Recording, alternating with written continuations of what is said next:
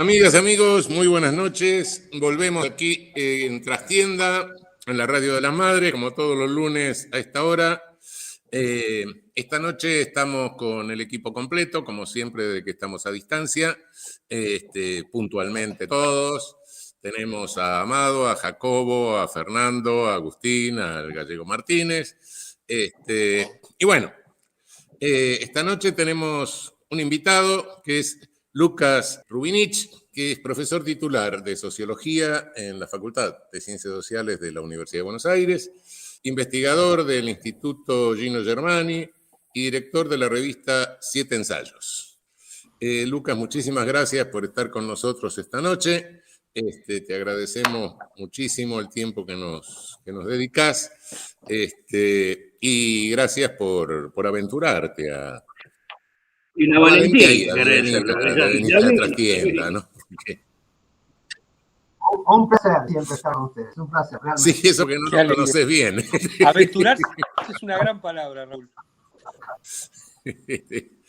Bueno, es muy interesante hablar con un sociólogo en este momento de la Argentina, ¿no? Exactamente. Sí. Porque a veces uno se queda muy institucional, etcétera,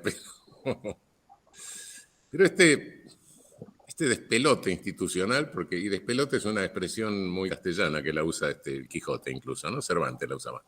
En este despelote institucional, político que vive la Argentina en este momento, ¿qué es lo que nos podés decir? Mira, hay una palabra que es un concepto en realidad que tiene mucho peso dentro de la sociología, que es el concepto de anomia. Digamos, que en realidad, más allá de la literalidad de la ausencia de normas, lo fundamental de esto es que se genera una situación en donde lo que ocurre es el predominio de la ley del más fuerte. Cuando se deterioran las instituciones, se deterioran de distintas maneras, por eso es una situación compleja, porque se deterioran de distintas maneras y como parte de, yo diría, un proceso histórico que es un proceso histórico largo. Si uno quiere pensar con idas y vueltas, con recomposiciones, es un proceso que uno podría decir, si quiere exagerar, decir, bueno, la dictadura es algo terrible en la destrucción de ciertas cosas básicas de la institucionalidad. Entre otras cosas, el ejercicio ilegal de la violencia por parte del Estado, lo que todos sabemos. Hay recomposiciones y extraordinarias recomposiciones en la Argentina. Está la década del 90, que es terriblemente destructiva, continuador de algunas de las políticas de los años 70, pero que la destrucción de la década del 90 se siente hoy todavía. Y yo te diría, muchos de los problemas que tenemos nosotros en el presente tienen que ver con el extraordinario deterioro de los partidos políticos tradicionales, pero extraordinario deterioro, porque hay intentos de recomposición, aparecen momentos de vitalización de la política, pero las marcas de destrucción fueron poderosas. La idea del partido único del ajuste, de la Rúa, Menem, eso agrietó, y queda claro, las tradiciones tanto del peronismo como del radicalismo. Y lo que queda como voluntad, y uno lo ve en la universidad, lo ve en el mundo de la política, lo ve en el mundo de la cultura en general, hay una cuestión en donde cuando no existen colectivos, cuando no existen instituciones fuertes, ¿qué es lo que prima? El individuo, digamos. Y un individuo que encima, más allá de las payasadas ideológicas, es un individuo pragmático. El individualismo pragmático es como una cultura de época, pero eso está con distinta intensidad presente en distintos espacios, también en los espacios más cercanos, porque vos estás haciendo carrera como político, estás haciendo carrera como académico, y los objetivos trascendentes no están, y el colectivo y el lazo social que te contiene para inhibirte de algunas salidas absolutamente individualistas tampoco está. Está, quiero decir, siempre hay algo, pero está extraordinariamente debilitado. Entonces, el individuo suelto, el individuo suelto, en esa situación aparece el predominio de la ley del más fuerte. Cuando los partidos políticos retoman tradiciones inclusivas, tradiciones de integración, son formas de retomarlo que están a la defensiva, porque no hay banderas propositivas extraordinarias. Lo que hay son maneras de frenar lo que se ve como una cultura predominante, y esto es lo último que digo, lo que me parece más terrible es que la idea de lo que aparentemente habría dicho Margaret Thatcher, no hay alternativa, eso está presente de manera explícita en algunos casos y de manera implícita en otros. Uno se puede encontrar con dirigentes que son amigos míos, cercanos y todo, que te pueden llegar a decir, y bueno, el 35% de la población es así, vos sos sociólogo, tenés que saber, queda un poco afuera, lo que uno puede hacer es atender mejor a esta situación, a esta población excluida. Y vos decís, ¿cómo te puede decir algo eso alguien que es un intelectual? Que me lo diga el que está en la política, bueno, vos hacés lo que podés ahí, pero que un intelectual te diga que las cosas son así, que no hay alternativa, tiene que ver con la crisis del lazo social, que no existen colectivos y que tampoco, lo último que digo, es que hay voluntad de crear organizaciones con algún carácter deliberativo, que sería lo único que te da fuerza política en una situación de predominio de la cultura del capital financiero. Bueno, lo que acabas de decirnos, mezclar la anomia de Durkheim con la de Merton y se da todo junto en un cóctel de claro. Absolutamente. Absolutamente. Ahora, ¿no crees que en gran parte esto de la crisis de los partidos políticos obedece a que surgió un partido político único, que es el monopolio de medios de comunicación? Pero, por supuesto, desde ya que sí, pero lo que digo, hay una cultura predominante. Uno, de distintas maneras, hay una cultura predominante que tiene voces extraordinarias en los medios de comunicación. Ahora bien, la pregunta es, ¿qué hacen aquellos espacios, aquellas asociaciones políticas que tienen tradiciones inclusivas que están deterioradas? Ya sabemos, pero que tienen tradiciones de pensar, no revoluciones ni nada, sino más o menos lograr alguna integración. ¿Qué es lo que se hace? Y bueno, no es culpa de nadie, pero la situación es compleja, entonces todo lo que hay son actitudes defensivas. ¿Cómo se hace política con actitudes defensivas? ¿Cómo se hace política sin aspectos propositivos que vayan hacia el futuro, hacia adelante? ¿Cómo se hace política diciendo, bueno, efectivamente describimos, los medios de comunicación son poderosos, el Poder Judicial en América Latina actúa de una manera extraordinariamente arbitraria, entonces son cambios significativos. Bueno, ¿qué es lo que se hace? Y lo que se hace, pero yo insisto, no es una cuestión de culpa de nada, es una cuestión de ver cómo se dan estos procesos. Lo que aparece como posible de hacer es desplegar estrategias defensivas. Hay una crisis medio civilizatoria también, entonces no es fácil construir banderas hacia futuro, pero que queda claro que no hay banderas hacia futuro, queda claro. Lo mejor que aparece es recuperar ciertas tradiciones inclusivas. Se hizo algo y lo celebramos todos y estamos contentos. Se hizo algo en la experiencia importante, en la experiencia kirchnerista, pero eran maneras de parar la mano.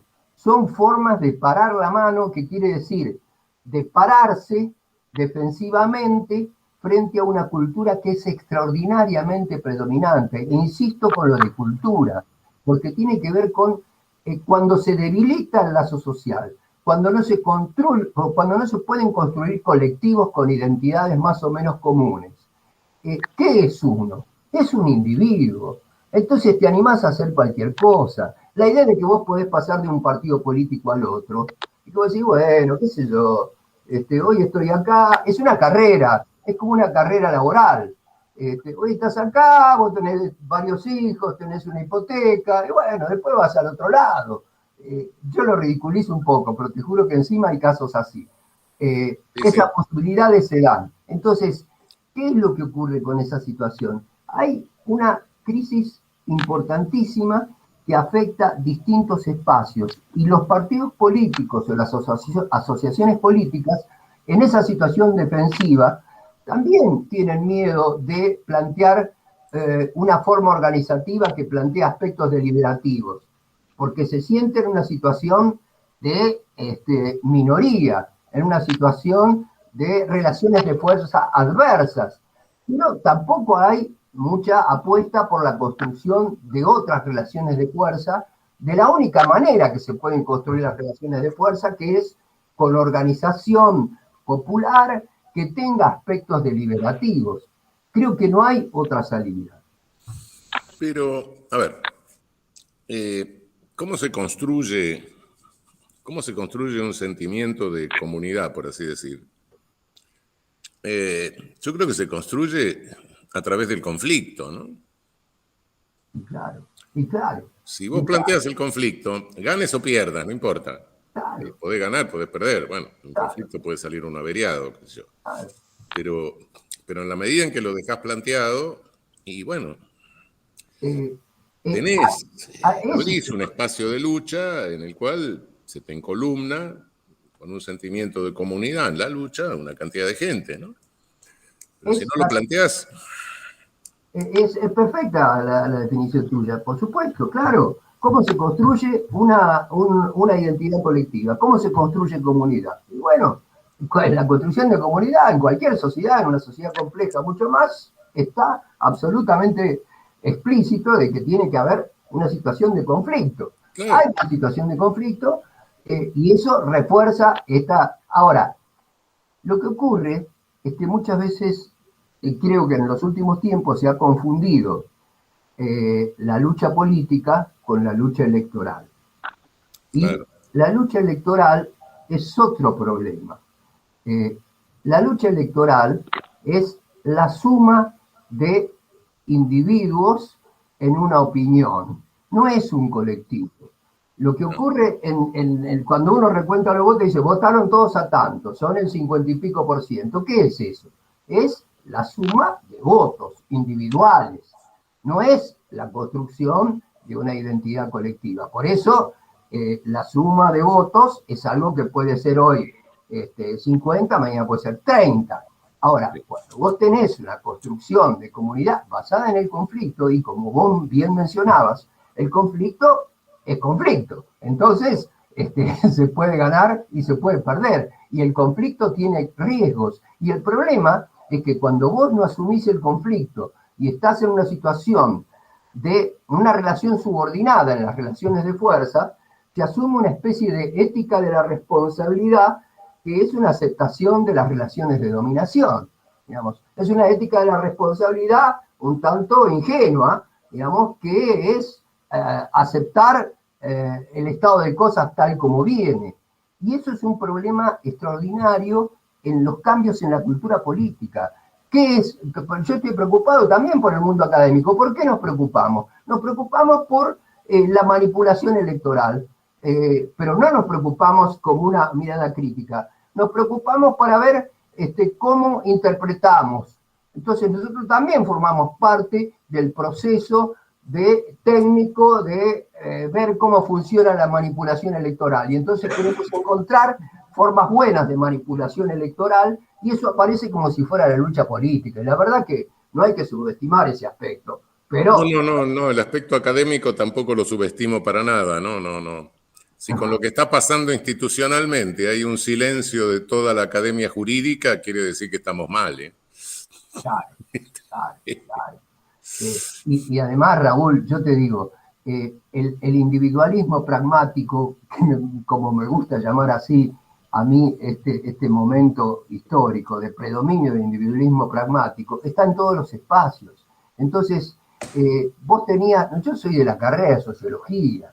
Si hay algo que tiene una tradición de politización en la Universidad de Buenos Aires, es la carrera de sociología.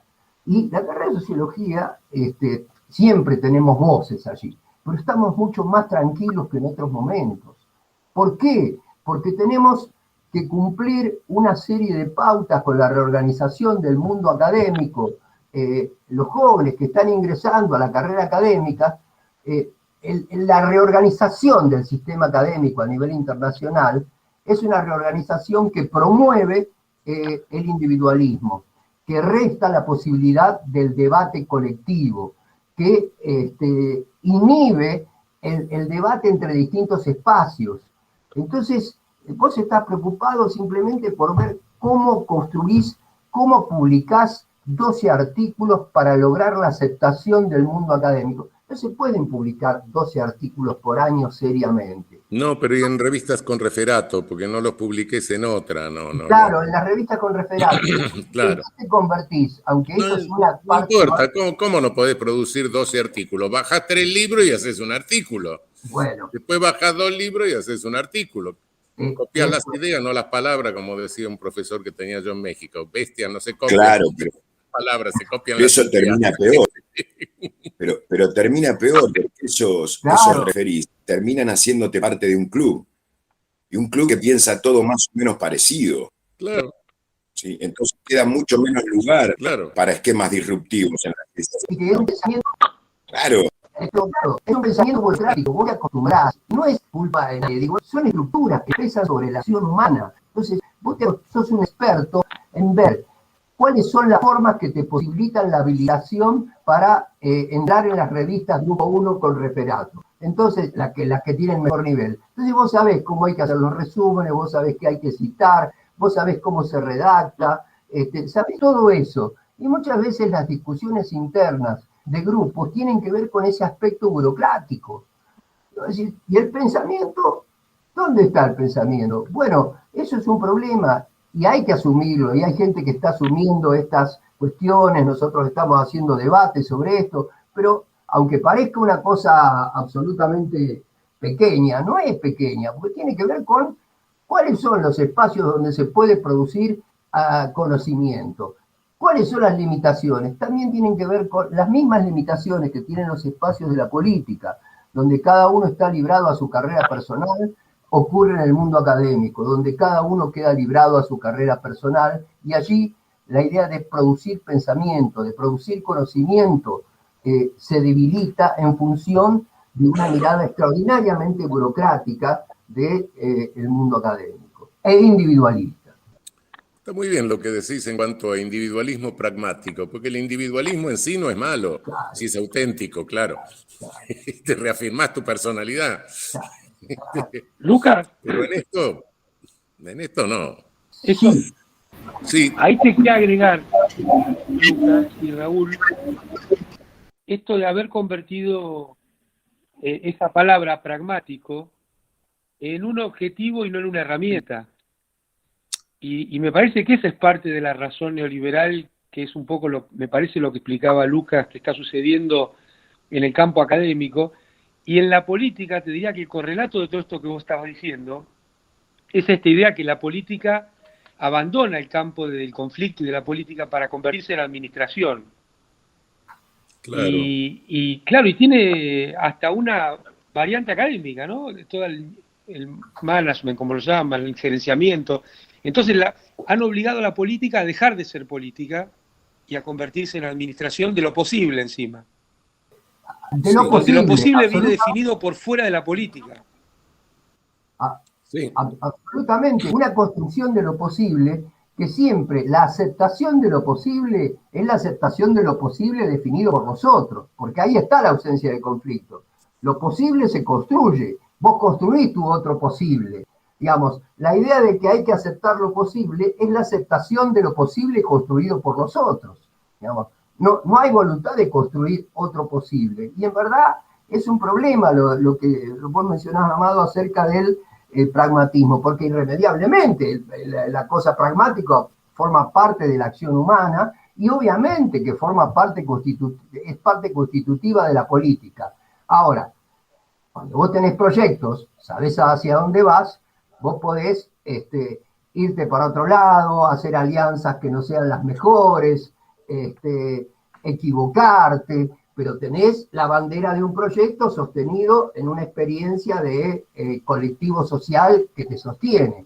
Ahora, cuando no tenés banderas hacia adelante, el pragmatismo como vos decís, no como una herramienta, sino como una cosa constitutiva, es la realización de la mirada dominante. Digamos, el que es pragmático en un presente como este, sin proyectos alternativos, es simplemente seguir el camino que está marcando una cultura que es irremediablemente predominante y muy fuerte y no hay que subestimarla. Sí, es lo pragmático, pero no se sabe pragmático para qué. Claro. Ese es el asunto. Bueno, nos tomamos mate y volvemos. Dale. Bueno, amigas y amigos, volvemos. Estamos aquí en Trastienda, en la Radio de las Madres, como todos los lunes a esta hora, con el equipo completo. Y hoy con Lucas Rubinich, profesor de la Universidad de Buenos Aires, de la Facultad de Sociología, de Ciencias Sociales, investigador del Gino Germani.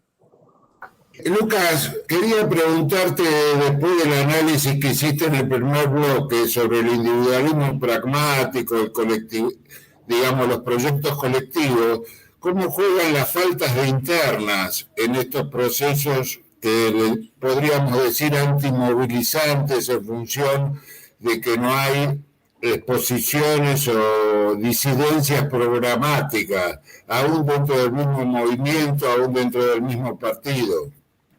Yo creo que tienen, es un aspecto importante porque tiene que ver con lo que yo mencionaba antes acerca de la ausencia de promoción de organizaciones deliberativas. ¿Qué quiere decir esto? ¿Que todo el mundo está hablando de cualquier cosa? No, pero que los partidos ponen determinadas cuestiones que tienen que ver con sus proyectos y algunos aspectos de esos proyectos se discuten con las bases. La verdad que esto es una ausencia muy importante en los últimos tiempos. Y es verdad que probablemente una interna vitaliza la posibilidad de generar esas organizaciones deliberativas. Una interna te hace poner las pilas, para decirlo en términos coloquiales, porque tenés que, digamos, reafirmar tu papel, tu mirada, en un mismo partido, y ahí aparece la posibilidad de revitalizar algún tipo de proyecto. Potencialmente, no necesariamente, pero potencialmente aparece la posibilidad de revitalizar algún tipo de proyecto. Porque el grave problema de todo esto es que si no hay, ustedes vieron que en la campaña electoral no hay discusión sobre proyectos. No hay discusión sobre proyectos. Hay ilusión de, obviamente, por la experiencia histórica, de que una cosa es mejor que la otra. Pero eso es insuficiente para producir entusiasmo e implicación. No digo grandes proyectos descomunales, pero algunas cuestiones fundamentales, 3, 4 temas que vos puedas discutir con la base, y entonces, si hay una interna, hay distintas miradas acerca de cómo discuten esos 3 o 4 temas que se plantean como una cuestión central para esa asociación política. Y ahí sí se vitaliza el espacio, se vitaliza la organización popular.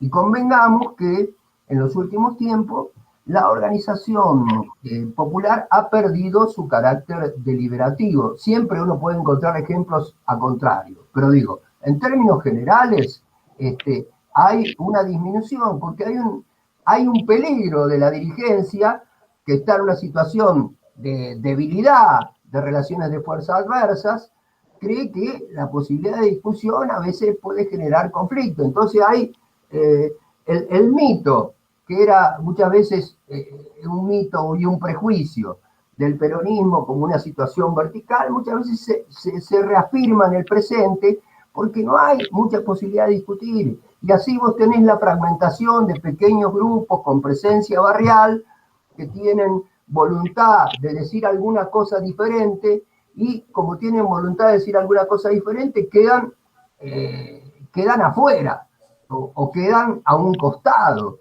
Y eso es un problema muy importante. Yo creo que la interna puede ser revitalizadora de esos aspectos deliberativos y de organización popular, sin lugar a dudas, a condición de que existan algunos elementos, no digo un proyecto en el sentido grandilocuente, algunos elementos fundamentales.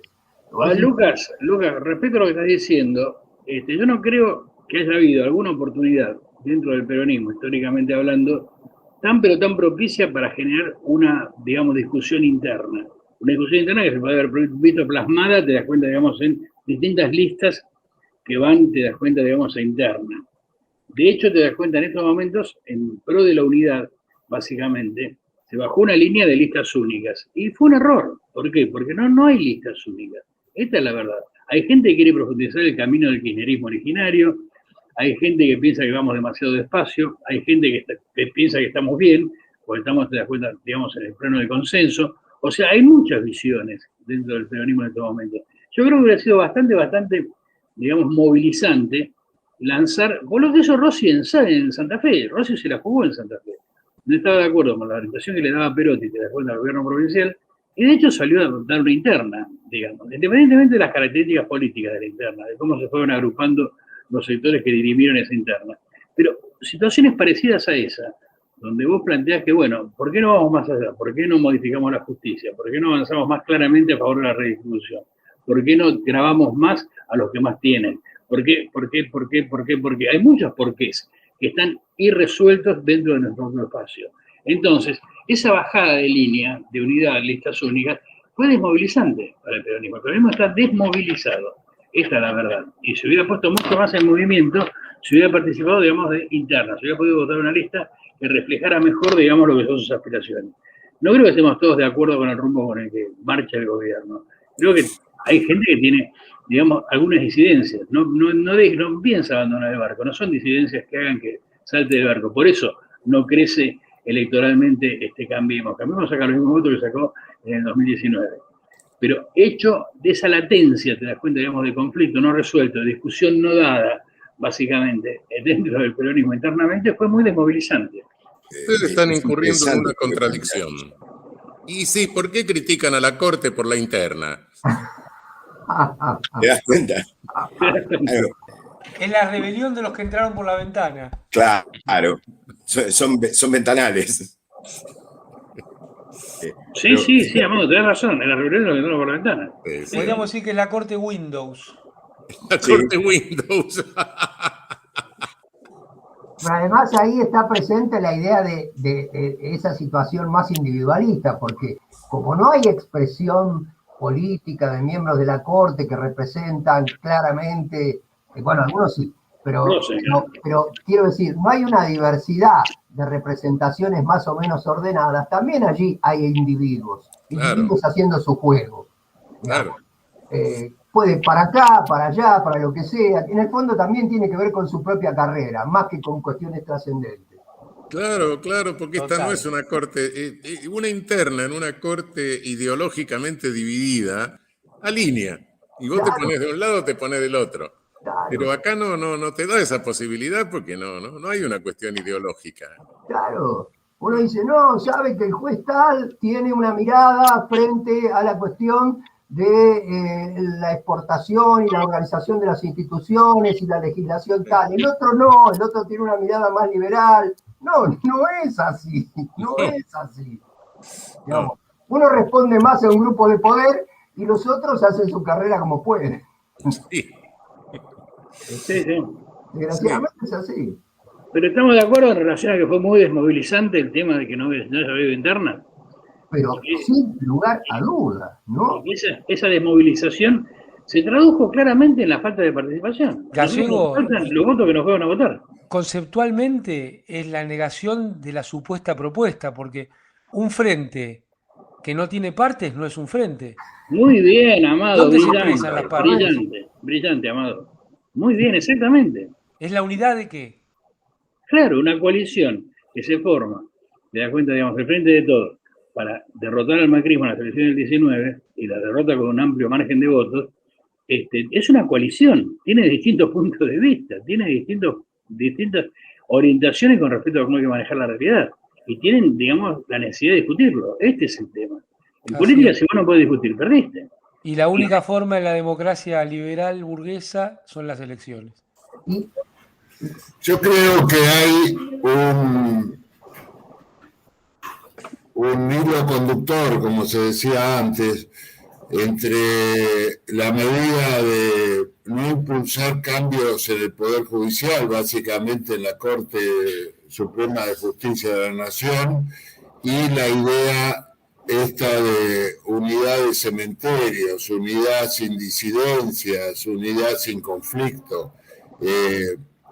Las dos cuestiones me parecen que llevan a mantener statu quo de situaciones de élite dirigencial.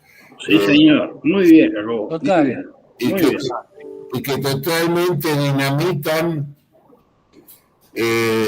los proyectos a llevar a cabo. Ahora, ¿por qué se da eso?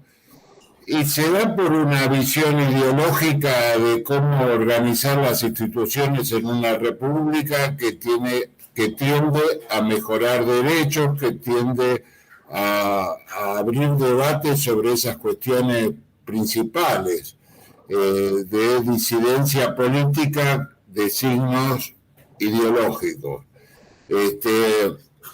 A mí lo de la no interna me resulta llamativo porque se impulsa a veces, en general, desde los dirigentes más encumbrados de la cuestión, y no entiendo cómo se les escapa a esta cuestión de la movilización del peronismo en función de banderas que tengan disidencias y que puedan dirimirse en elecciones, ¿no?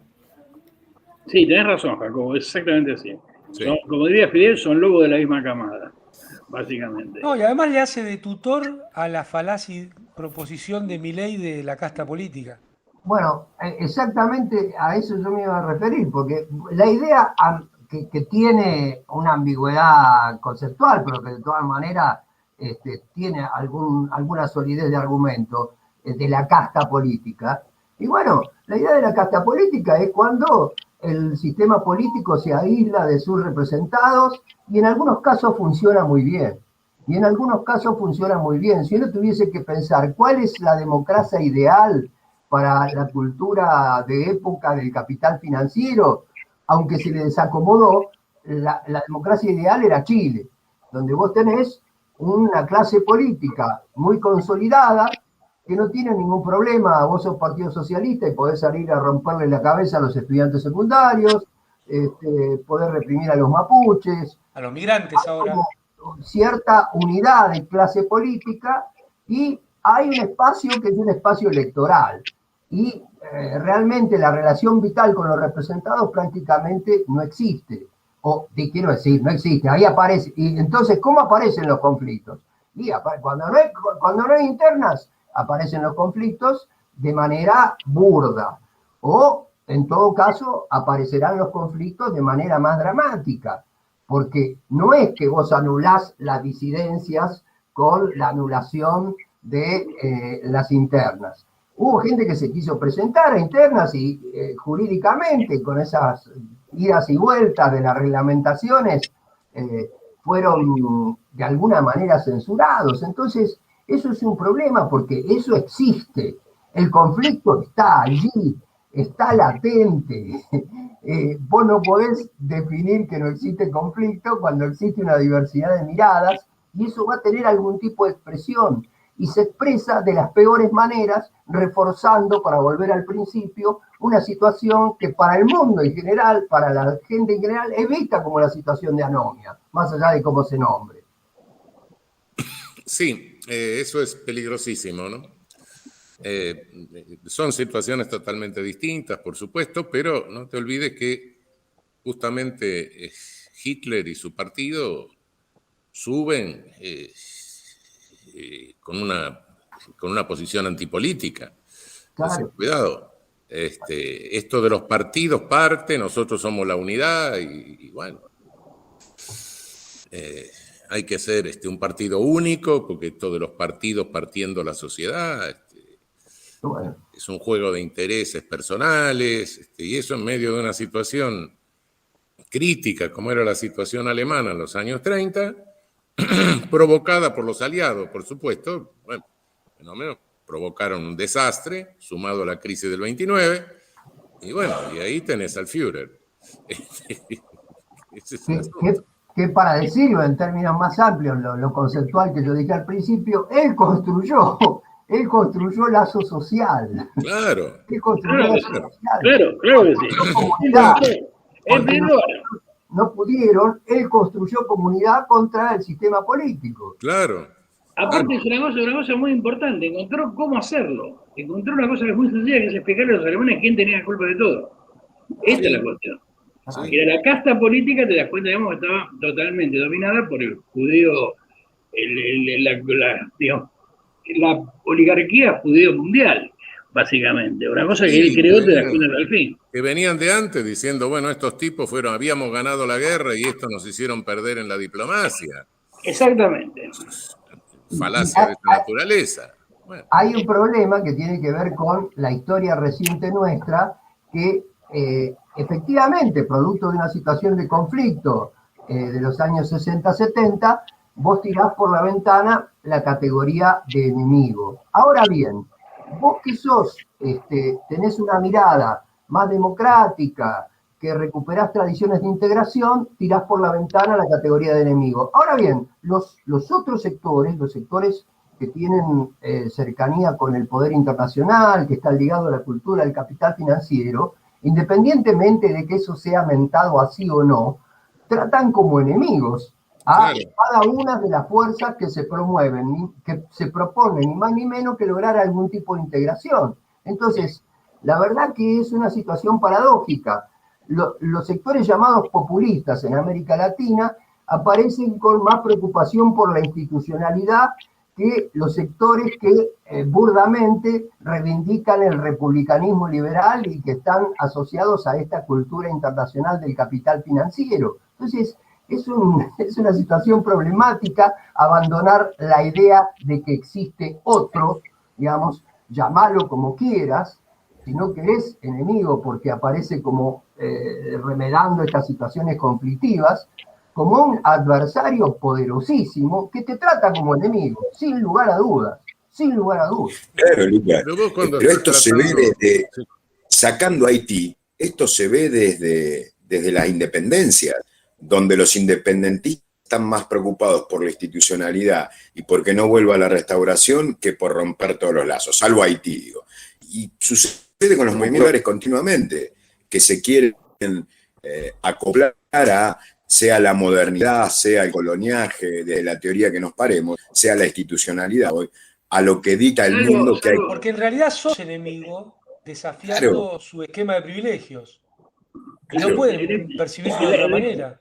En la historia reciente nosotros lo que tenemos que hacer es remitirnos a nuestras raíces. ¿Cómo arranca Perón? Arranca Perón logrando su popularidad y su instalación, te das cuenta, en la escena pública con una legislación laboral sin precedentes. O sea, capturando la clase obrera incipiente que venía del interior a hacerse cargo de la manufactura por la sustitución de importaciones. Y después el gobierno echa a la Corte Suprema, le hace juicio político a la Corte Suprema, modifica la Constitución y profundiza todas las reformas que había empezado a formular, te das cuenta, digamos, en su etapa en la Secretaría de Trabajo. Este es el verdadero peronismo, el peronismo que confronta, ¿se entiende? Que confronta aparte con un norte, claro, perfecto. Y sentó las bases de un movimiento que 80 años después, o 70 años después, sigue vigente y sigue vigente dentro de esos planteos esenciales. No nos olvidemos que, en definitiva, el principio del fin del menemismo nace del propio peronismo. Nace de ese peronismo disidente, que se agrupa en el grupo de los 8, que después se forma el repaso, y que después termina aliándose con el radicalismo para hacer un sándwich de vaca, donde la vaca lo pusieron después de los de prepaso. Y después no tener participación en el gobierno, básicamente, ser expulsado del gobierno por, digamos, el mayor talento de los radicales para ocupar espacios de poder. Y termina en la crisis del 2001, por todo lo que recordamos, que es lamentable, pero lamentabilísimo recuerdo. Y renace en el 2003 con Kirchner, que era un emergente, porque Kirchner era un desconocido, gana con los votos de Duhalde, era un emergente, básicamente, y gana por escaso margen aparte, no fue un triunfo muy logrado. Pero construye legitimidad de ejercicio desde que llega al gobierno. Y ahí nace el kirchnerismo. Nace el verdadero kirchnerismo. En la elección de 2017, realmente Cristina gana con el 46% de los votos, no llega ni siquiera al 50%. O sea, no era todavía, digamos, hegemónico. Estaban planteándose, te das cuenta, la construcción de la hegemonía. Entonces, Cristina saca el 46% de los votos. El resto de los votos se separan porque son opciones diferenciadas, básicamente. Porque no se agrupan todos en una sola opción de posesión. ¿correcto? Y gana el kirchnerismo y viene el primer gobierno de Cristina. Antes del segundo gobierno de Cristina, tuvimos la 125, tuvimos los festejos del bicentenario, tuvimos la muerte de Néstor, tuvimos una determinada cantidad de episodios que jalonaron y tuvimos un crecimiento económico.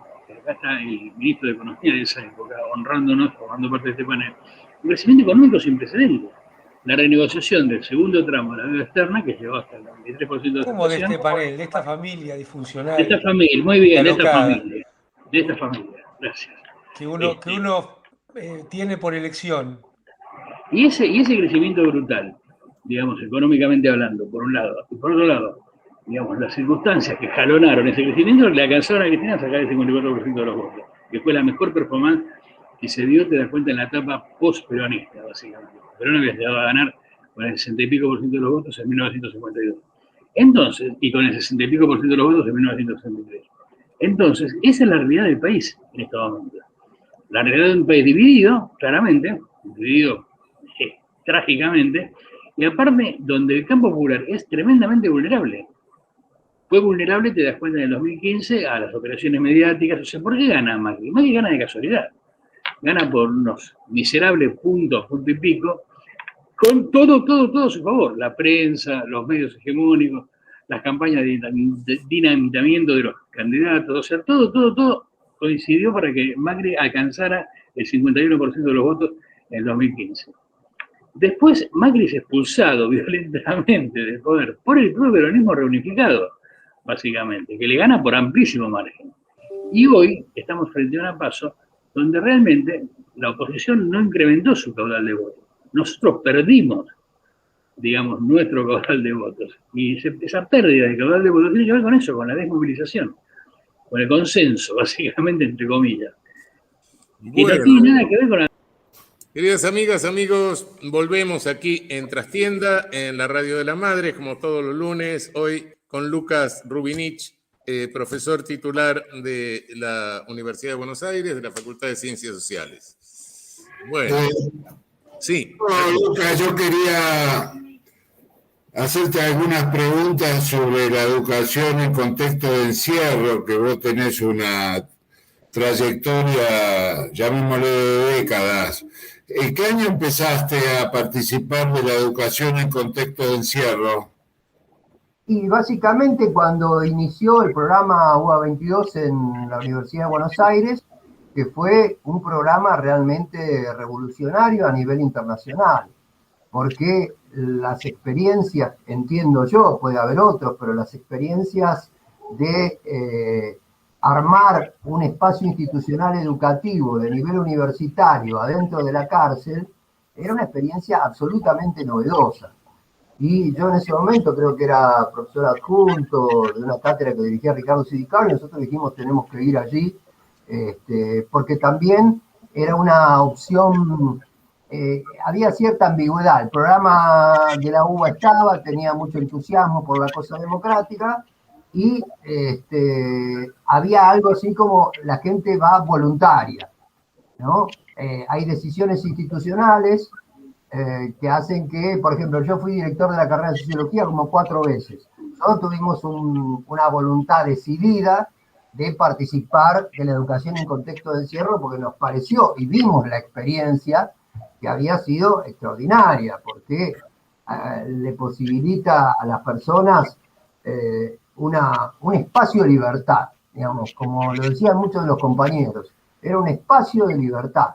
Vos tenés historias trágicas muchas veces, complicadas, difíciles de nombrar, y de pronto te relacionás con los textos, con el ida y vuelta con el profesor, porque no son solo los textos, es el profesor que va allí. Vos estás en un aula, estás discutiendo con otros compañeros, sos alumno de la Universidad de Buenos Aires, tenés una biblioteca. La verdad que para mí esa experiencia fue y es una experiencia realmente extraordinaria. Y los resultados siempre fueron muy buenos, ¿no? Es decir, desde el punto de vista ético y político, ¿qué conclusión o qué apreciación podés agregar desde ese punto de vista? que la academia vaya a la cárcel, digamos. Yo creo que es muy importante porque, digamos, la idea de la universidad pública interviniendo en situaciones que en términos estadísticos, digo, en muchos casos son productos de situaciones dramáticas de la vida social, ¿no? Son situaciones complejas que la universidad haga la apuesta por, se dice mucho, uno leía desde el secundario los libros de instrucción cívica, las cárceles de la nación serán sanas y limpias, sino para la recuperación de los presos, no para castigo. Bueno, y sin espionaje. Sin espionaje, muy bien. Muy bien. Todas esas cosas que a veces no funcionan. En ese sentido, nosotros logramos un respeto de la gente que está presa ahí adentro, producto de la implicación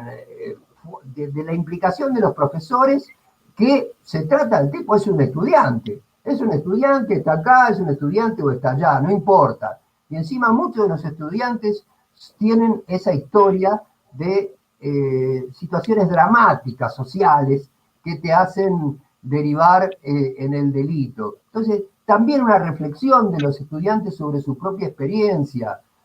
Nosotros hemos tenido, la verdad, charlas absolutamente alentadoras para nosotros mismos en el ida y vuelta. No vivís en una burbuja, digamos. La idea de que cuando vos estás en ese lugar, estás en un lugar que se parece poco, es un lugar de encierro, pero paradójicamente te dice mucho más de lo social que cualquier otro, porque ahí aparecen situaciones de tensión, de conflicto, de dramatismo, de lo social, y la verdad que el resultado de la experiencia de los programas, de este programa de la UBA, fue extraordinario siempre. Nosotros tenemos compañeros que han terminado carreras, que han sido estudiantes nuestros después en situación de libertad, que tenemos afecto y nos conocemos, conozco desde hace tantos años personas que hicieron toda esa trayectoria, que son profesionales, que están trabajando, que les cambió la vida. Vos sabés que muchas veces vos salís de ahí y ¿qué haces? Digamos, cuando no hay ninguna opción. Vos salís de ahí, ¿qué haces? Si estuviste todo el tiempo allí o mucho tiempo, no tenés ninguna posibilidad, tu idea de expreso también restringe las posibilidades de trabajo. Bueno, lo que brinda la universidad pública, en este caso, a mí me parece extraordinario el resultado, con todas las limitaciones, con todos los problemas que tenemos, los idas y vueltas con el servicio penitenciario, todo lo que vos quieras, el resultado del programa es extraordinario. Lucas, y a partir de tantos años que estás dando clase en contexto de encierro en las cárceles, anécdotas o situaciones que podrías relatar que te impactaron. Bueno, yo voy a contar una cosa que tiene que ver con los cambios de épocas en relación a... para mí era un indicador extraordinario como sociólogo de cambio de época en lo que hace a el estilo de, por ejemplo, de ladrón que existía, ¿no? Entonces, resulta que yo hace mucho tiempo tenía como estudiante a un hombre que había sido ladrón, y que tuvimos un acercamiento porque era del pueblo de mi mamá, conocía a mis abuelos, entonces, buena onda. Y muchas veces que yo terminaba mi clase, me invitaban a tomar mate, nos quedábamos tomando mate en una cosa absolutamente informal. Y uno de esos días, hablando de lo que me había pasado a mí, cuento que a mi mamá, que era una señora muy grande, la habían asaltado en un taxi. Y yo tenía tanta bronca que estaba con los muchachos ahí y digo, pero qué, dije los peores insultos, ¿no? Pero agarraron a mi mamá y qué sé yo, Y después me inhibí un poquito, porque me di cuenta que estaba con muchachos que por ahí tenían alguna trayectoria, por decirlo en términos coloquiales, de choreo. Y el viejo ladrón, que era un caballero, me agarró del hombro, me abrazó y me dijo: mira, Luquitas, adelante mío, vos podés decir tranquilamente que aquella persona que le roba 500 pesos a una vieja es una basura. Yo sé, porque había estudiado sociología, yo sé que es producción socialmente, pero para mí es una basura.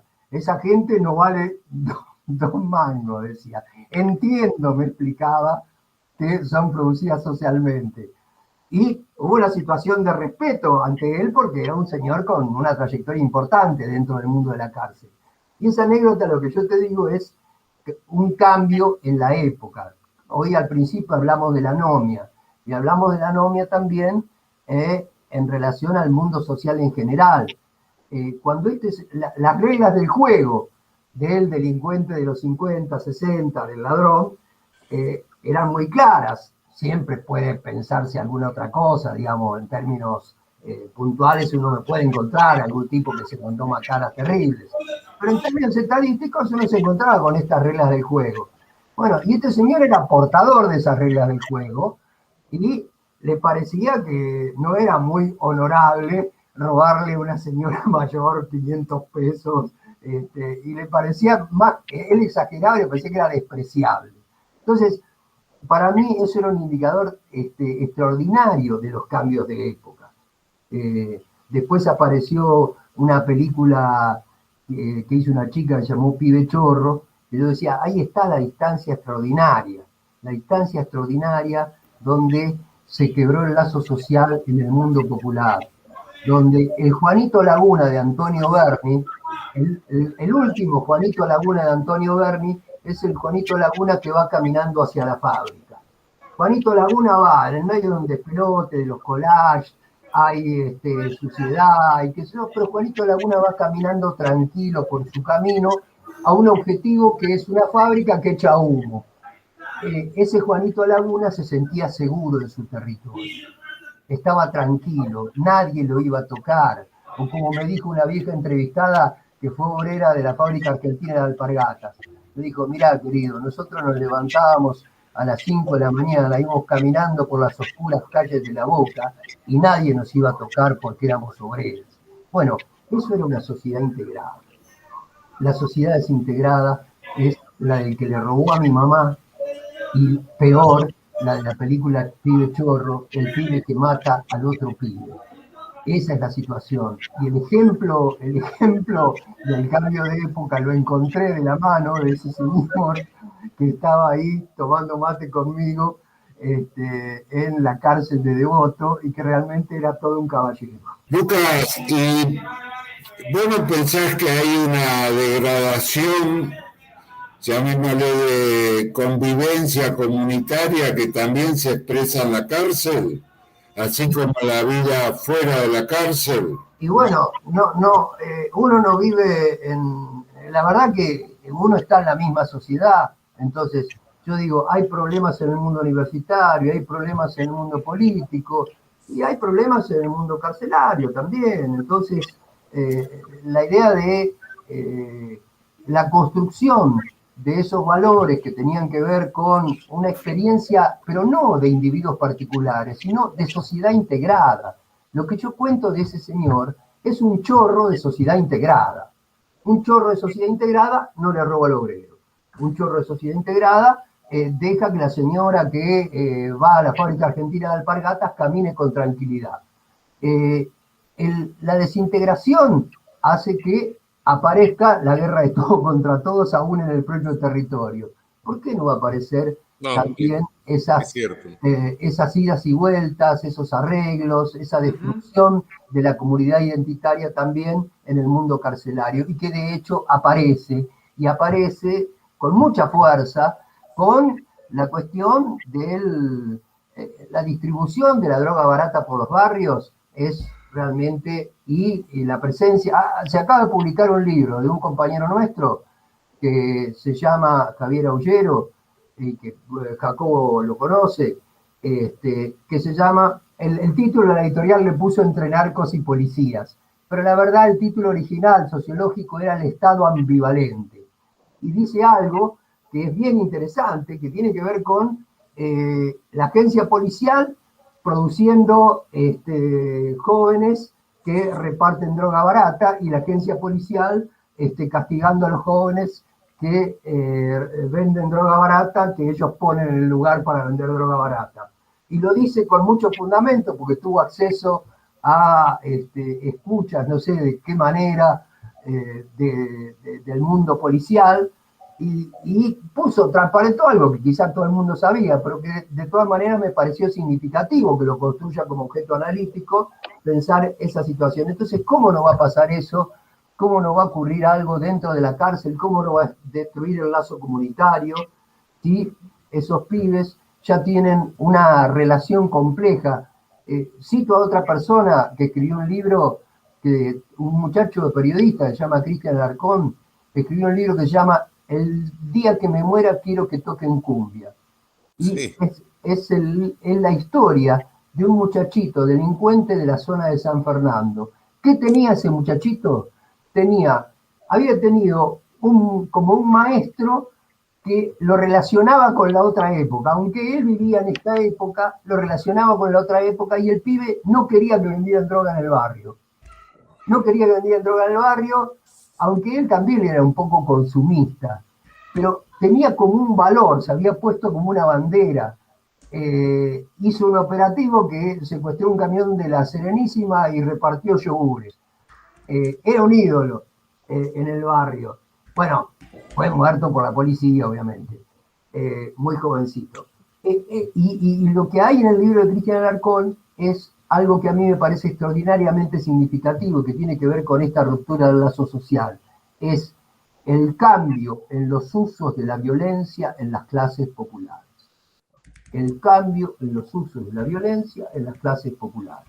La idea de que Juanito Laguna camina por el territorio tranquilo y nadie lo va a tocar, bueno, se acabó. Juanito Laguna, por ahí te pegan un palazo porque el pibe está ido y la violencia, la guerra de todos contra todos aparece también en el propio territorio. ¿Cómo no va a aparecer también en el mundo carcelario, aún en esos espacios que tienen un nivel más interesante como el del programa UBA? Lucas, quizá yo tenga una visión más conspirativa, pero no, claro, si vos agarrás porque lo veo en otros países donde es más notorio todavía que entre nosotros. Entre nosotros quizá en la Argentina no se note tanto y eso me hace tener esta visión aparentemente conspirativa, pero creo que estoy describiendo lo que pasa. Es demasiado evidente que si vos agarrás a una cantidad de pibes de barrios precarios, se llame favela, se llame pueblo joven, se llame Villa Miseria, se llame como se llame, y los metés en un campo de concentración, como son cárceles deterioradas, manejadas por bandas internas, qué sé yo, desastre, y al rato los soltás, porque naturalmente lo de la puerta giratoria es cierto, dado que no cometen delitos muy graves. Bueno, tampoco un homicidio tiene 20 años, pero si son delitos contra la propiedad o distribución chica de tóxicos, qué sé yo, no puedes tener mucho. Y bueno, lo deteriorás bien y después lo soltás. Es demasiado evidente que vuelve al barrio a afanar. Es claro. Y ahí le va a afanar a los vecinos. Obvio, porque el sistema penal es selectivo también en la victimización. Cuanto más riqueza hay, más invulnerabilidad hay a la victimización. Y bueno, por eso es funcional, porque eso te despelota el sentimiento de comunidad de los barrios precarios. Entonces, está bien, esto es demasiado evidente. Yo creo que esto no le puede pasar por alto al poder. De modo que creo que esto es funcional. No es por accidente que se produce. La visión es conspirativa es siempre... muy conspiratiro, pero evidentemente... Pero a mí me parece interesantísimo lo que decís. Vos sabés que hay un sociólogo francés muy simpático, que vos probablemente lo conocés, Raúl, que es Loïc Wacan, Sí. Es un amigo nuestro que ha venido acá muchas veces. Sí, lo conozco, sí. Y que él hizo una cosa muy simpática con su tesis, con los boxeadores del gueto negro de Chicago. Sí. Y la verdad que los viejos entrenadores de boxeo le decían lo mismo que te puede decir cualquiera acá. Le decía, mirá, nosotros en los 60 caminábamos tranquilo acá, inclusive había fuerza política, hubo potencia política, los Black Panthers tuvieron un papel significativo en ese lugar y qué sé yo, y uno de los viejos entrenadores le decía, y esto lo trajeron ellos, y Bacán decía, claro, yo tengo que decir que esto es una visión conspirativa, pero la verdad que es una visión conspirativa fundada, ¿no? Sí, yo, qué sé yo, miro la distribución prisional de Brasil, por ejemplo, y lo veo claro. Quizá entre nosotros todavía no, de esa forma, puede ser, pero no llega tanto. Pero el proyecto de Sociedad 30-70, de alguna manera hay que contener a los 70 que vas a dejar afuera. Absolutamente. Y bueno, la manera no es rodear todo con tanque de guerra, sino que la manera es hacer que se maten entre ellos. Sí. Que es una manera mucho más insidiosa, ¿no? Y esto que estamos hablando nosotros es un tema que no aparece fuertemente en la cuestión de las preocupaciones políticas, porque también es dramático. Yo me pongo en el lugar de si vos estás en la gestión política, es complicado. Vos a primera vista ves que esto no lo arreglás de ninguna manera, entonces aparece lo que yo decía en el nuevo número de la revista Siete Ensayos. Yo escribí una editorial que se llamaba Homo Resignatus. Aparece... Justo te iba a preguntar por eso. Homo Resignatus dice, bueno, la verdad, las situaciones son así, las sociedades quedan de esta manera, queda un porcentaje que no es tanto en el caso argentino, pero que es un porcentaje significativo de población que queda fuera del mapa. Esa población que queda fuera del mapa es sostenida ¿cómo? Es sostenida, en el caso nuestro, hay movimientos sociales que tienen sensibilidad, que se preocupan, que también tienen un grave problema porque la manera de hacer política supone la relación con el Estado, porque son situaciones de extrema vulnerabilidad. Entonces, para decirlo coloquialmente, vos tenés que repartir la bolsa.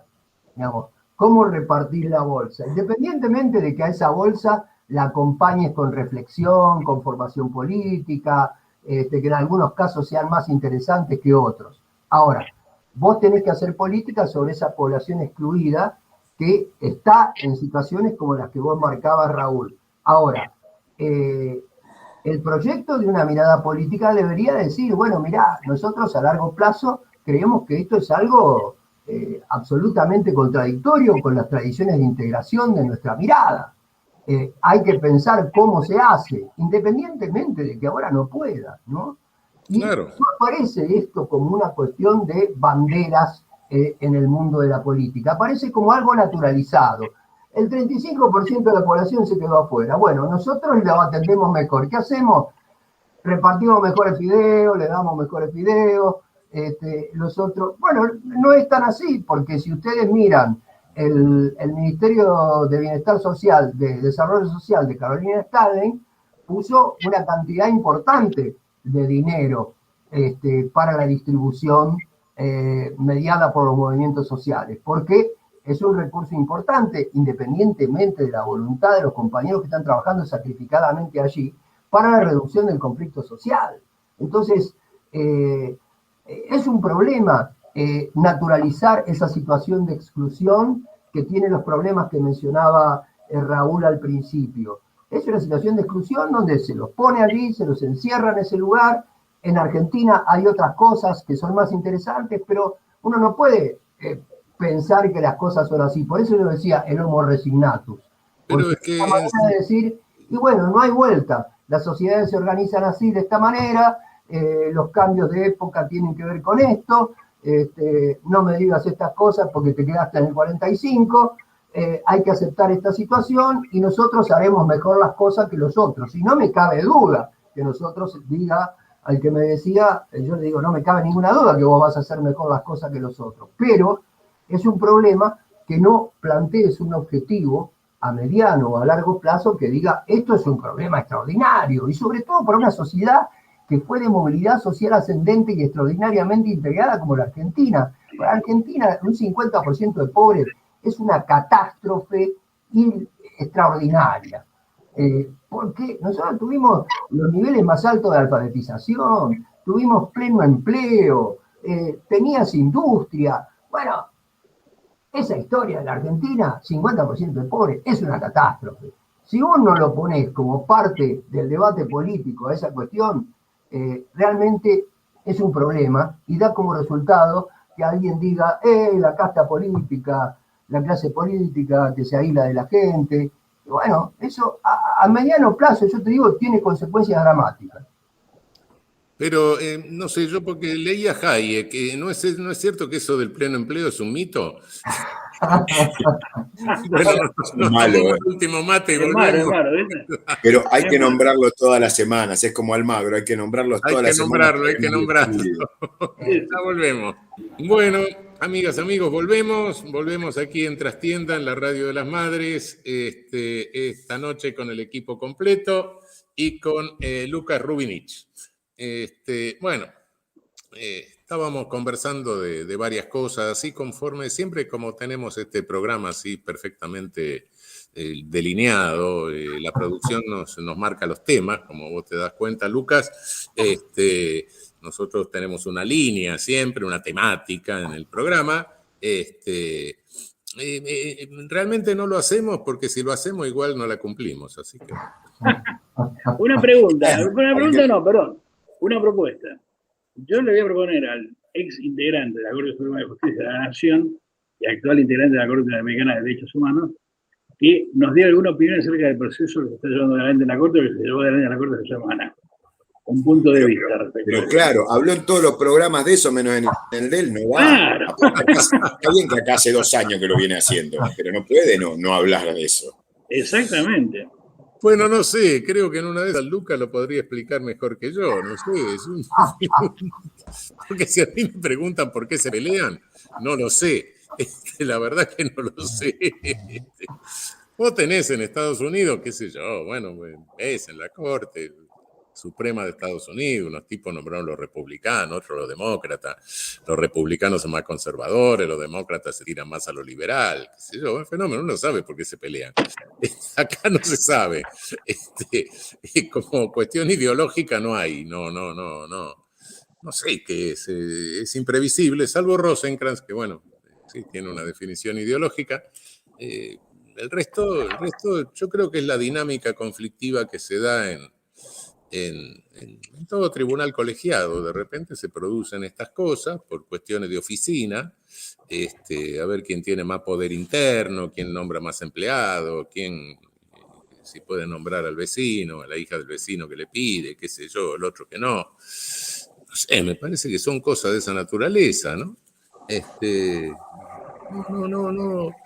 No tengo una visión, no puedo explicarme por razones ideológicas, decir esto están de un lado, otros están del otro. No, incluso como en los conflictos que se han venido planteando en los últimos años, que los veo de afuera, por supuesto, bueno, lo que veo que incluso se cambian figuritas, ¿no? Los que juegan para un lado pasa para otro, no sé. Me parece que es una interna directamente que se podría explicar como cualquier interna en una oficina burocrática, ¿no? Claro, lo que pasa es que hay un triunvirato que decide la institucionalidad del país, ¿no? Son 3 personas que te pueden parar, y no digo por esta mayoría circunstancial de hoy, sino digo 3 personas, porque 3 personas son mayoría entre 5, bueno, te pueden parar cualquier ley del Congreso, ¿no? Es decir, hay una concentración. El problema no es que entre 3 se elijan presidente, el problema es que entre 3 pueden ser una catástrofe. Es decir, hay una concentración de poder que, bueno, desde un punto de vista republicano es muy peligrosa, ¿no? Se entiende que una constitución es una distribución de poder para que nadie lo hegemonice, ¿no? Y justamente, sí, tenemos un ejecutivo unipersonal y para eso hay un un sistema de pesos y contrapesos, pero el sistema de pesos y contrapesos acá no funcionó nunca, y entonces ahora tenemos, además de un ejecutivo unipersonal, tenés un poder judicial, tenés un triunvirato judicial, ¿no? Y eso, desde un punto de vista constitucional, republicano, decir, bueno, ¿cuál es la función de una constitución? Me parece un peligro, y lo estamos viendo que es un peligro, ¿no? Se está viendo eso. Entonces, bueno, qué sé yo, creo que no nos tenemos que fijar tanto en quién es el presidente, que realmente el presidente de la Corte, si no le devuelven las funciones que tenía antes, se limita a recibir embajadores. Eso no tiene mucha importancia. La importancia, lo importante es que tenemos una Corte Suprema que, bueno, que por razones funcionales, no me refiero a las personas, cuidado. No, por más que se pongan los 5 tipos más sabios, inteligentes, capaces que hay en el país, y esto no puede funcionar por la estructura institucional, ese es el asunto. Dejemos de lado si es fulanito, es menganito, es sutanito, porque nos estamos metiendo con nombres. No es eso. Es que no puede ser que tenga 5 personas que emitan una sentencia por hora, sábados y domingos sin dormir, porque eso es una ficción. O sea, a partir de ahí, y la otra ficción que tenés, que es muy grave, creo que más grave todavía que esta, es que la Corte Suprema en el último siglo fue asumiendo una función que no le da la Constitución. La asumió porque se le cantó. Es eventualmente convertirse en la última instancia de cualquier proceso, de cualquier materia de todo el país. Y para ser última instancia, ahí se necesita saber la materia. Y 5 tipos no pueden saber la materia. Puede ser que uno sepa la materia, los otros 4 no. ¿Por qué? Porque no hay nadie. Leonardo da Vinci no existe en el derecho. Bueno, entonces, uno sabe más o menos derecho constitucional, si sabe alguna otra materia mejor, y listo, punto. Pues no sabe más nada. El resto, viste la materia hace 50 años, 40 años, cuando pasaste por la facultad, después te olvidaste. Entonces, no podés hacer sentencias así. Estás firmando sentencias de materias que no conoces. Esa es la realidad. Entonces, sí, es cierto, bueno, te convertís en un jefe de oficina que fabrica sentencias, pero no sabés lo que está firmando exactamente. ¿Por qué? Porque hay tipos que le dedican toda su vida a una materia. Bueno, no podés ser la ultimísima instancia de una materia que la diste hace 40 años en una mesa y que te cambiaron la ley y cambió todo, porque el derecho es dinámico, qué sé yo. Entonces, bueno, esas cosas son las que hay que resolver. Y eso no se resuelve cambiando muñequitos, fulanito, menganito. No, eso se resuelve repensando un poco institucionalmente cómo tiene que funcionar la institución, ¿no? No hay ningún poder judicial que tenga la estructura que tiene la nuestra. Yo desafío a cualquiera que me diga, bueno, agarre un poder judicial del mundo y que funciona como este. No. Ni siquiera en países que tienen una estructura distinta, que no son democráticos, qué sé yo, no tienen la estructura de democracia plural. No, tampoco está el poder concentrado ahí. No. Y no hay en América ni en Europa, creo que la Corte nuestra es la más chica que hay, y con tanto poder, y un poder muy raro, y tampoco asumiendo todo el poder, porque tenemos una cosa que el control difuso, cualquier juez puede declarar la inconstitucionalidad de una ley. Bueno, perfecto, estoy de acuerdo, mantengamos el control difuso, viene de la Constitución, lo copiamos de Estados Unidos, perfecto. Pero ¿por qué cuando un juez nos declara la inconstitucionalidad de una ley, eso no va directamente a la Corte Suprema y la Corte Suprema se expide? ¿Por qué tiene que seguir todas las instancias y tardar 5 años en llegar a la Corte? En segundo término, otra cosa. Copiamos la Corte de Estados Unidos. La Corte de Estados Unidos, esto de ser ultimísima instancia de cualquier sentencia, no lo tiene, no lo hace. Y la Constitución nuestra tampoco lo da, pero no importa. la Corte declara inconstitucional una ley o constitucional una ley. Acá cada juez sigue después haciendo lo que quiere, salvo el caso en que declaró inconstitucional la ley la Corte, que ahí no se aplica. Pero después cada juez la sigue considerando constitucional o inconstitucional. La Corte de Estados Unidos tiene el stare decisis, la jurisprudencia constitucional de la Corte es obligatoria para todos los jueces. Y si copiamos nosotros eso, ¿por qué no tenemos el stare decisis? No tenemos. Entonces cada vez la ley la siguen invocando, cada juez, aunque la Corte la haya declarado constitucional, puede considerarla inconstitucional y hay que llegar de nuevo a la Corte, y la Corte dirá que es constitucional o inconstitucional si no se murió alguno, renunció otro y cambió de composición. Bueno, qué sé yo. Raúl, yo quería preguntarle la importancia de la disputa para ser presidente de la Corte. ¿Tiene que ver con los temas que se tratan en las audiencias que tiene el tribunal entre sí? Yo no sé ahora, pero cuando perdió la presidencia Lorenzetti, no sé qué hizo Rosenkrantz, que para mí debe ser un muchacho que nunca integró la unidad básica del barrio. Creo que se peleó o no arregló bien con los dos que lo habían votado. Y en consecuencia, insólitamente, le sacaron a la presidencia ese orden, esa facultad y todas. Es decir, por eso que el presidente de la Corte hoy no tiene mucho poder interno. Es casi una función representativa que tiene, ir a los actos, recibir los embajadores, bueno, visita de Estado, en fin, esas cosas. Yo no sé si le devolverán a Rosati esas facultades en este momento. Sí, claro, esa sería una de las facultades importantes, pero se la quitaron. Entonces, hoy elegir presidente en ese sentido, no sé, si no le devuelven esas facultades, no tiene un poder interno significativo. Creo que en ese sentido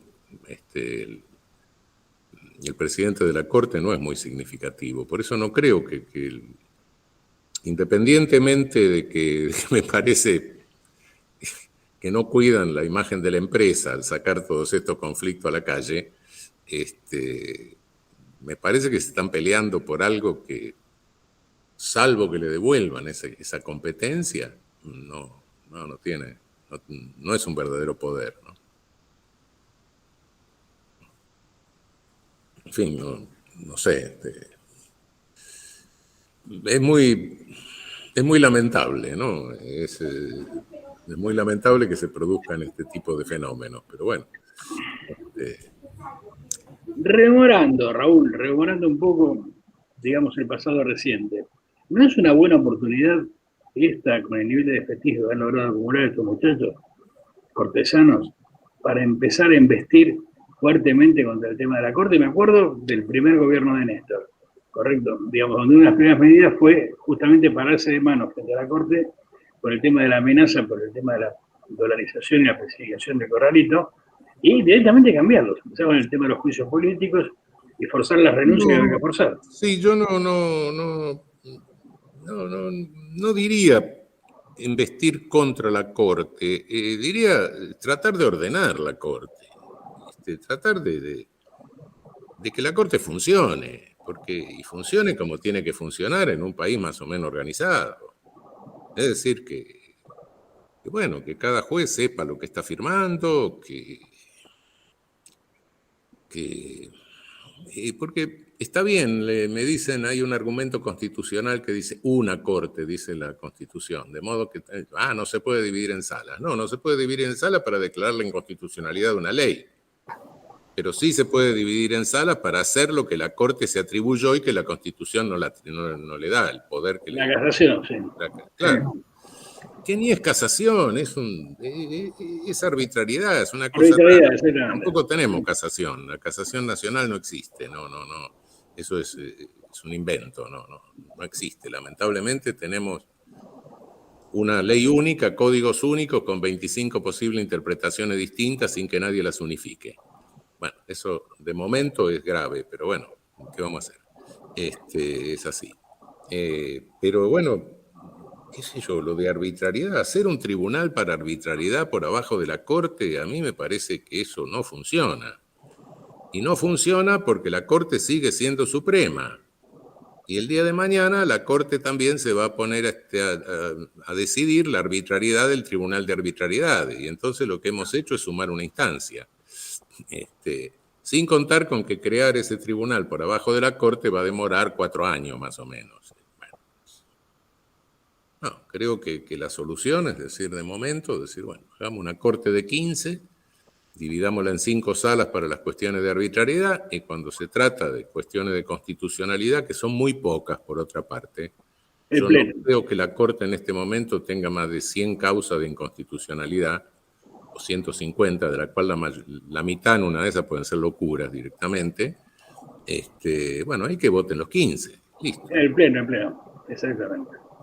Y no demoraría eso tanto, porque después de todo se plantea la constitucionalidad o inconstitucionalidad de una ley. Bueno, ¿quién está por un lado, quién está por el otro? Un relator por un lado, un relator por el otro, y si alguien quiere hacer algún voto, que lo agregue.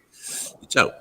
El trámite sería enviar un proyecto de ley al Congreso. Sí. Un proyecto de ley que por mayoría simple amplía el número de ministros de la Corte. No el asunto. No. La Constitución, por suerte, no establece el número de ministros de la Corte, de modo que eso es facultad del Congreso de la Nación. La Constitución original de 1853 sí lo establecía, eran 9, cuando el país tenía 2 millones de habitantes. Después en la reforma esa rara que se hizo, bueno, que estaba prohibida, pero la hicieron igual, en la de 1860, lo suprimieron. Y bueno, los que estaban allá en Santa Fe comiendo los alfajores merengo en 1853, pensaron que con 2 millones de habitantes necesitaban 9 ministros. 25 millones de habitantes y tenemos 5. Bueno, me parece que hay algo ahí que no funciona. No funciona, sí, la aritmética se rompió. Sí, pero no lo digo, insisto, no lo digo por ni nadie entienda que estoy agrediendo en forma personal a los... No es que sea fulanito, menganito, sutanito. Es que así no funciona. Es una cuestión institucional, ¿no? Y que me lo discuta alguien. A ver, explíqueme. No hay ningún país del mundo que funcione esto así. ¿Y hay iniciativas legislativas acerca de la posibilidad de modificar los miembros de la Corte? ¿Hay iniciativas concretas? No, porque de entrada se dijo que no se iba a tocar la Corte. Claro. Entonces se me dijo, callate, bueno, me callé. Pero sigo diciendo lo mismo, porque esto no lo digo yo ahora, no lo digo cuando me fui de la Corte, lo dije cuando ya estaba en la Corte, que me di cuenta cómo funcionaba. Antes no lo dije porque no me daba cuenta, no sabía. La Corte, para el Poder Judicial, la Corte siempre fue un misterio. Sube un expediente a la Corte, baja, no sabíamos qué diablo pasaba. Ahora, cuando tuve que afrontar la tarea de la Corte, dije, ¿pero qué es esto? Esto es una locura. Y bueno, esto no funciona bien.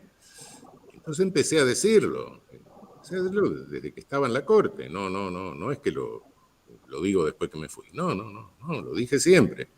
Me di cuenta cómo funcionaba y dije, no, esto necesita corregirse, necesitamos tener una Corte que funcione de otra manera. Pero bueno, no se hizo en su momento, no se pensó en eso y bueno, estamos pagando las consecuencias, ¿no? ¿Y vos tenés una evaluación acerca de por qué hay una inhibición para producir alguna iniciativa pública desde algún lugar político acerca de la modificación de la Corte? No, la verdad que no. No lo sé. Quizá por algo de no hagan ola, qué sé yo. Claro. Esa famosa frase que dijiste vos, la Corte no se toca, Raúl. Eso también pesa mucho. Se dijo eso. Bueno. Se dijo eso. ¿Qué vamos a hacer? ¿Y se cumplió? Se cumplió. Que nos quejamos permanentemente de las cosas programáticas que no se cumplieron y esto lo tenemos que poner en el haber, ¿no? Sí, se cumplió.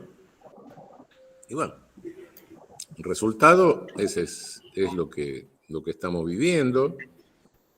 Y lamentablemente creo que esta Corte es imprevisible, pero creo que si se tomaran medidas económicas un poco más de fondo, sí, la Corte sería un obstáculo.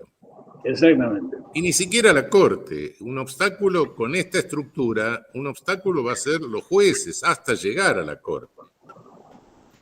Ese es el asunto. Pero tampoco forma parte de la disputa interna de la asociación del Frente de Gobierno. La idea es, bueno, algunos dirán en la Corte no se toca, otros dicen, bueno, tenemos que... No está como debate tampoco, ¿no? No. Y la verdad que es un problema para el mundo político, porque es un tema relevante y además, aunque empíricamente, afecta al conjunto de la población, porque uno ve la descripción de tu situación con ironía acerca de luchas de oficina, que efectivamente es así. Hay algo, una porción de la población mira esto también como luchas de oficina. Y el deterioro del prestigio de las instituciones tiene que ver con estas cuestiones. Claro. Y la clase política o el sector del mundo de la política tendría que tener un llamado de atención sobre lo que es, de último, una crisis de la institución en general, no una cuestión interna acerca de que ponemos un juez más o ponemos un juez menos. No, es una cuestión institucional, como vos decías. Es una cuestión institucional, ese es el asunto. Claro. Entonces, bueno, qué sé yo. Sí, no, el argumento que se da por lo bajo siempre es no están los votos. Bueno, qué sé yo. Pidamos lo imposible, qué sé yo, pero dejémoslo marcado por lo menos. claro. Aparte, yo creo que independientemente del planteo de no están los votos, que el planteo te das cuenta de sí mismo del proyecto, que tenga vida el proyecto, que tenga garnadura, que se pueda tocar, va a implicar un debate. Y un debate de lo que estén en contra, el proyecto están en contra del 85 o del 80% de la sociedad, que piensa que hay que rascarlo, que hay que hacer algo con la justicia. Este es el tema. Si van a querer estar en contra, bueno, macanudo. Hagamos la prueba, a ver si entiende cómo es el tema. Dejá marcada la cuestión, dejá marcado el conflicto y mostrá que hay una solución. Que la solución no te la dejan hacer, bueno, perfecto, pero no importa. Aparte podés denunciar eso, podés denunciar que no te la dejan hacer, podés hacer campaña con eso. Claro. Esos son los temas que movilizan. Bueno, en fin, estas cosas se hablaban antes, ¿no? Y se siguen hablando. Sí. ¿Qué vamos a hacer? Esperemos poder sacarlas algún día del plano de la retórica, ¿viste? Para poder llevarlo al plano de la práctica. Bueno, pero por lo menos los podemos hablar abiertamente. Bien. Es importante. Es importante. Bueno, fenómeno. Nos acercamos al final. Lucas, te agradecemos muchísimo el tiempo que nos has dedicado. Bueno. Un gran gusto. Esperamos tenerte de nuevo por acá, que no te hayas asustado demasiado. No. De ninguna manera. Siempre es un placer estar con ustedes, así que absolutamente dispuesto. Bueno, creo que un placer. Habrás disfrutado de esta conducción anárquica que tiene este programa. Es la no conducción, digamos. Bueno, me parece muy bueno. Bueno, nos despedimos como siempre con un fuerte abrazo a Milagro Sala y a todas las compañeras y compañeros que sufren las consecuencias del lawfare. Y nos volvemos a ver el próximo lunes a las 22 aquí en Trastienda en la Radio de las Madres. Muchísimas gracias, Lucas. Muy buena semana para todos. Chao. Chao, gracias a todos.